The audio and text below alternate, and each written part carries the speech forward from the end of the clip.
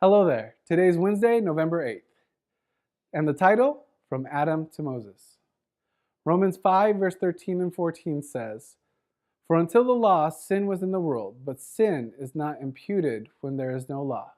Nevertheless, death reigned from Adam to Moses, even over those who had not sinned, according to the likeness of the transgression of Adam, who is the type of him who was to come. What is Paul talking about here? The phrase, until the law, is paralleled with a statement from Adam to Moses. He is talking about the time in the world from creation to Sinai, before the formal introduction of the rules and laws of the Israelite system, which included, of course, the Ten Commandments. Until the law means until the detailing of God's requirements and various laws given to Israel at Sinai. Sin existed before Sinai. How could it not? Were lying, killing, adultery, and idolatry not sinful before then? Of course they were. It is true that prior to Sinai, the human race generally had a limited revelation of God, but they obviously knew to be held accountable. God is just and isn't going to punish anyone unfairly. People in the pre-Sinai world died. As Paul here points out, death passed upon all, though they had not sinned against expressly revealed command. They had sinned nevertheless.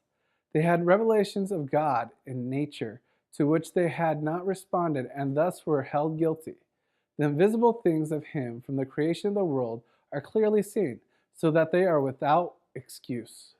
The instructions given at Sinai include the moral law. Although it had existed before then, this was the first time, however, according to the Bible, that this law was written and widely proclaimed. When the Israelites began to compare themselves to the divine requirements, they discovered that they fell short. In other words, the offense abounded. They suddenly realized the extent of their transgressions. The purpose of such revelation was to help them see their need of a Savior and to drive them to accept the grace so freely offered of God. As stressed before, the true version of the Old Testament, faith was not legalistic. How do laws in your own country reveal to you the human conceptions of right and wrong? If human laws can do that, then what about God's eternal law? Please comment below to discuss today's lesson, and thank you for watching, and I hope to see you again.